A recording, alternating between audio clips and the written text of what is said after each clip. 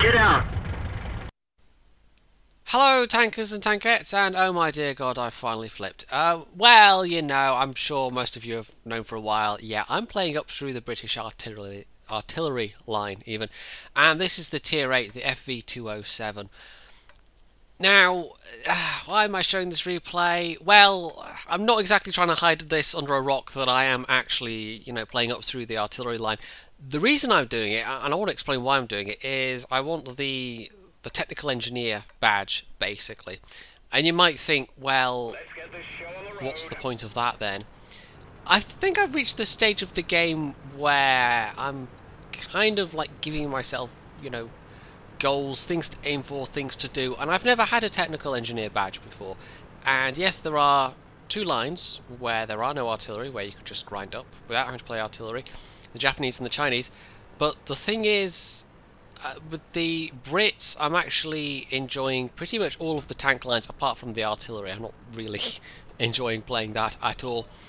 Whereas with the Chinese, I don't particularly want to play the Chinese mediums, and with the Japanese, it is pretty much all mediums. There's a couple of low-tier lights in there, but I have basically no interest in that. If and when some Japanese heavies appear, then I will go for that. But in the meantime, yeah, I've gone for the Brits. And also, it's a bit daft, but it's because it is the British tanks. Yeah, I know.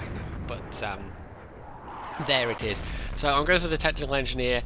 And I can't say I've had fun so far. The Burt can be amusing, although that is getting a nerf in 9.3, which is probably deserved. They're nerfing the DPM, I think some of the gun handling stats, and I think they're also nerfing some of the mobility stats, and that is a bit of a pity, because one of the ways in which the Burt is fun, and unlike other artillery, is the fact that you can just YOLO around the battlefield very quickly.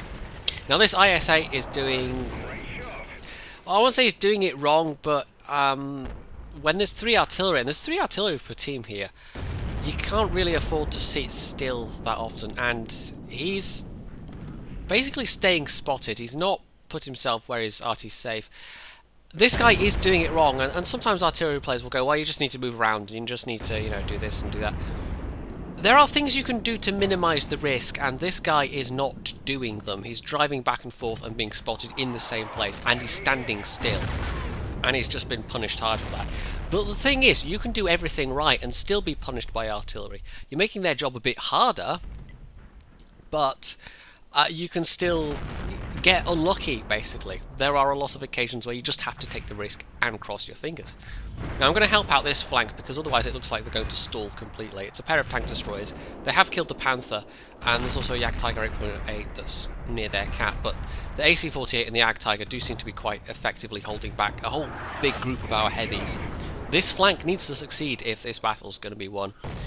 And I mean, this is the one argument I think you could make, is that this kind of situation where you've got tank destroyers that are very effectively dug in and a group of heavies that are unwilling to move up.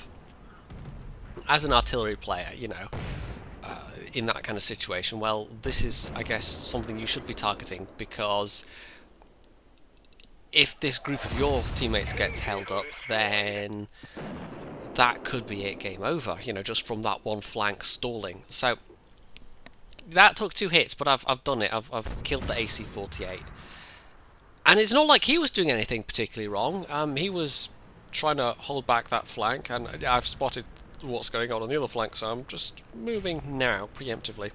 But yeah, he was basically in an okay position, but there was literally nowhere on that flank where he could go to hide himself from artillery, to be artillery safe effectively. And that's the thing with artillery. Some maps, it kind of breaks. Like, there's not much you can do to protect yourself. Like I said, you just have to hope that the artillery player is not very good, or that they get unlucky. Because a lot of playing artillery is... it's luck based. You can aim and aim and aim, and yeah, that's a blind shot there, that's probably not going to hit. But you can aim perfectly, and then you'll have a shell that just like lands at the very edge of the reticle, and there's literally nothing you can do about it. And it's especially frustrating if it's a really vital shot, like if there's one low health enemy that you need to take out to secure the survival of an ally, and the shell just misses. And the thing with the British arty, the FV207, I don't know what the tier 9 is like, but up till tier 8 at least, you really rely on actually hitting what you're firing at. You see there, 437, so it's not like I'm doing excessive amounts of damage here. This is kind of like heavy tank amounts of damage. It's kind of the same with the French as well, I think. You are effectively firing a tier 7 gun compared to some of the other RT lines, but you've got a better reload and slightly better accuracy. Of course, the French also have quite good mobility. The British, not so much. I mean, obviously there's the bird, and the Crusader goes pretty fast when it's driving backwards, but that's got a pretty terrible gun. This is the first one that starts to get a slightly beefier gun.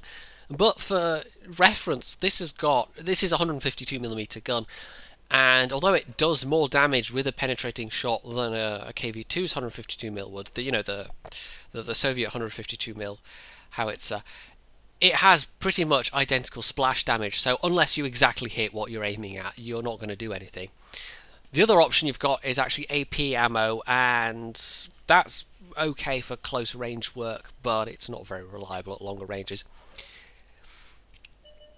Now that actually leads me to say one way that, I mean, one of the things I have picked up with playing artillery is things you can do to try and minimise your chances. And I think some of the, air quotes, advice that hardcore artillery players give is frankly not much use. It doesn't take into account, it's like kind of like bold statements that don't really have any caveats or nuances. It's just, oh, if you do this, you're not going to get hit, or you're just doing it wrong. Well, actually, no, most of that advice is total nonsense. You see that our RT, the GW, didn't move after he was spotted and got quite easily countered. T-34, right, he's dead. So, we've defended ourselves, the 5100 and T-34 who came back. The IS-3 is chasing down a Panther 2. Now this shot here is going to be frankly dirty. Up until now I've been doing 400, 500 damage. And this Panther 2 is... I mean, honestly, he's a bit screwed anyway, but he's not doing anything particularly wrong. But that was just filthy. I mean, come on. I actually hit him with an HE shell that pens, sets his fuel tank on fire, and he just burns out for the rest of his health. And that was... yeah, it's hard to do one-shots in this artillery unless something like that happens. And he was understandably a bit annoyed about that, and I would be, because I had exactly the same thing happen in my Panther 2 only a few days beforehand on, I think, Abbey. And I just got, bam, penetrated by exactly this artillery, an FV207 for 1300 damage, and then somebody else immediately took away my last 200. So yeah, it wasn't quite an artillery one-shot, but it really hurt, and there was not that much I could have done to stop it, because it was the first shot from artillery that actually hit me as well. And that's one of the things that continues to bug me about artillery, even playing it, is that unless you like fire and miss, somebody's got absolutely no idea that you're aiming at them, and it doesn't really seem... well, it doesn't seem fair, frankly. I actually almost think that there should be something like Sixth Sense, but purely for artillery, so that if an artillery player is targeting the sector that you're in, you get some warning. Maybe not that they're specifically, have their reticle over your tank, but that they're looking in your direction. It would actually, as a tank driver, be quite nice to have that kind of as a perk, maybe as a commander skill, because they're talking about doing things with Sixth Sense, and they have been talking about it for a while. I would actually quite like to see that, even as someone who's been playing artillery a bit, and playing it a bit more recently, because the next top of the tree is actually going to be the British artillery line. Now I should say, I mean, I've said that up until, I don't know about the tier 9 yet, but up until tier 8 they're certainly not hard-hitting artillery, but they're more fast-firing artillery, the British line. Of course, that totally changes at tier 10. You get the Conqueror gun carriage, and it's completely ludicrous. I mean, it's ridiculous. We already had one utterly stupid, orbital death cannon in the game in the shape of the T-92. And then they put in another one, and they gave it a ridiculous firing arc. So, you know what? I'm not going to buy it. That's 6 million plus credits I'm not going to spend. I'm not going to waste on a tier 10 artillery. My plan is get the tier 9 on discount, hopefully have it unlocked, buy it on discount, unlock the tier 10, and then just be done with it. Sell it. I don't actually need to have bought the tier 10 to have the technical engineer achievement, and by that time I'm hoping I will be closer to the tier 10 on both the heavy and the medium lines as well. So I'm going to let this M53-55 have a chance of going shotgun, but he misses. So there we go. Pull the trigger on that last M12, and there we go. We won, and I, made a contribution there and blah blah blah, and that was my highest damage ever in an artillery and blah blah blah. But you know what? It's still filthy. That shot on that Panther 2. I mean, he had no recourse against that basically. But on the other hand, it was just sheer blind luck that actually penetrated and then set him on fire. It's just, I don't know. I don't get it. Why do people play artillery for fun? It's like I can feel like I made a contribution to that match, that I helped us win. But my God, was it boring? I just sat at the back, and it was lots of flicking around and, using the magical World War II satellite view to click on enemy tanks. And there is a bit of skill in the manner of the clicking. I mean, you have to choose your targets correctly. You have to look at the minimap, decide what's going on, decide what your priorities are, look at what your team's doing. But it was still boring. And against this match, there are countless matches where every shell misses, or I do I have one that hits and I fire 10 shells and end up with 400 damage, and that's not fun. Or I end up with a team where I just can't contribute because everyone dies too fast, and that's not fun. And I feel like I can do even less about it than I could, say, in a heavy tank. That can happen in any class of vehicle, but it's even more frustrating in an artillery because it's just such an imbalanced role of vehicle compared to other tank types. It's just, I don't know, I don't get it. I don't get people that play it for fun. I know a couple of people that do, but I don't know, I'm tempted to say they are doing it more because they enjoy the kind of troll factor. I don't know. I know at least one person that's true of, who actually before the Great Arty nerf played a lot of artillery and was disturbingly good at it. He knows who he is if he's watching. Hi Monty, by the way. Yeah, I don't know. I don't get it. I mean, it's funny because in most games, if there's kind of like a support class, which is what artillery really is, that's kind of like my natural level. That's what I'm drawn to. My most hours of any class at all in Team Fortress 2, for instance, is done in the medic class, and I really enjoy that kind of style of play. But when it comes to World of Tanks, no, not so much. It just doesn't quite work. However, unfortunately, artillery is here to stay. So, yeah, I find the idea that Wargaming would remove it at this stage very, very unlikely, which is kind of unfortunate. But I don't know. They might do something to make it better for other players. One thing that would be nice is if they reduced the arty cap to 3, and this was something that people pushed for a lot at the time of the Great Arty nerf, when the arty cap was first introduced as well, of 5. 5 is totally unnecessary. 5 still just breaks any match. 3 is bad enough. I would take 3 as a maximum. And even, these days, the amount of battles where you actually get 3+ arties per team, it's not that often. But when you do get a match with 4 or 5 artillery in a team, it's just painful. It really is. There's no fun to be had in those matches whatsoever. Maybe if you're playing a light tank in those circumstances and you somehow manage to get through the enemy lines and somehow manage to spot all the enemy artillery, but normally, yeah, that's kind of a long shot that particular combination of circumstances would actually come up. Otherwise, it's not fun. And there's actually a replay from a while back of a Carnarvon game where me and Circon were in tier 8s, and it was exactly that, 5 arties per team, and it was hell basically. We only just came through by the skin of our teeth. But even 5 arties per team just turns everybody into a scout tank. Everybody camps.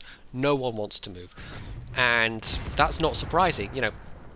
One of the pieces of advice that artillery players will frequently give is, well, you just have to, not go on frequently visited areas of the map, and you just have to, be unpredictable. And, well, actually, on some maps, that's functionally impossible, and in some maps, artillery, like I said, it just breaks the map. Well, let's take the new Severogorsk for an example, which has got, a left lane and a right lane, and how do you avoid that? Just everybody pile in the middle? Yeah, that's gonna work. Some maps are designed in a certain way, and then the fact that artillery can also get on those maps just breaks those maps. It makes the strategic ground that you need to take and hold basically untenable if artillery, especially if lots of artillery, starts to actually focus you. Now, the map we've just been on, I don't think it's that much of a case on Serene Coast, but Serene Coast illustrates another problem in that on some maps you can kind of predict where artillery is going to be, so you can predict kind of where you're going to be artillery safe. But there are some maps where there are multiple places where artillery could be, and this is obviously compounded when there are games where you're on those maps with multiple artillery. At which point you can't predict where artillery is going to be, and I had a match like that recently on Siegfried Line, which has artillery has many choices of angle, many choices of places to be, and I went round a corner thinking, you know, I'm going to be artillery safe, at least poking here. And actually, no, I just got nuked by artillery because they were firing from a direction that, you know, that was the first shot, that was the first clue that artillery was on that position, was the fact that they killed me. So, I don't know. I still think artillery is not fun in its current state, and I think it's not fun for anybody. I don't think it's fun to play, and I don't think it's fun to play against, and there you go. I've done a whole video in which I say I don't like artillery, and yet here I am playing it. You know, no one made me, but that's the choice I made, so there you go. I'm getting there, though. I'm getting towards my goal, and once I've attained my goal, I am getting shot of this horrible, you know, thing, this class of vehicles that has no place in my garage. That said, I probably still will hang on to the Burt, even though they're going to nerf it. It might still be fun for things like Tank Company. And I do also have 2 premium artillery, but you're probably never going to see those on this channel, because I basically never play them. The Sexton 1, which I have been gifted multiple times, it's the perfect World of Tanks middle finger gift that... yes, how to troll somebody and give them something at the same time, send them a Sexton 1. And also the FV207, the French premium artillery, which you can't buy anymore. I actually bought that just before it was withdrawn, basically for the novelty factor. I was a bit silly. Wargaming announced they were going to withdraw it, and I went, here, have some money for an artillery thing that I'll probably never really play. And I pretty much don't very often, but there it is anyway. So, yeah, I don't know whether to call this a rant video. It's not quite a proper replay video. I mean, this was a good game for me in terms of actually having played artillery and actually having done a decent amount of damage, but I would have been so much more satisfied if I'd done that amount of damage in an IS-3, for instance. I probably would have had a lot more fun. So I'm not expecting many people to go, yeah, this is a really good video, and some people will probably go, yeah, you're an artillery noob, and you know what, long may that continue. I don't want to get good at artillery, damn it, that is a step too far, but you know, some people might click the like button regardless and go, yeah, let's corrupt him, let's get him to play more artillery. And I know at least one of the people I know that is an inveterate artillery player is trying to persuade me to buy the Conqueror gun carriage. It's not happening, it just isn't, not while I have a shred of, you know, dignity and decency and whatever left, a shred of conscience. So if you did happen to like the what I was talking about, regardless of the fact that I was playing artillery, you can hit the like button, although I'm sure a few of you will be reaching for the dislike button as well. You can say whatever you like in the comments below, try and keep it reasonably civil, but you know, artillery is a divisive subject, so I'm expecting maybe a little more crankiness than normal. You can subscribe to my channel, you can check out my social media on Facebook, Duckster, Twitter, and I think that's it. And of course, as always, stay tuned for more.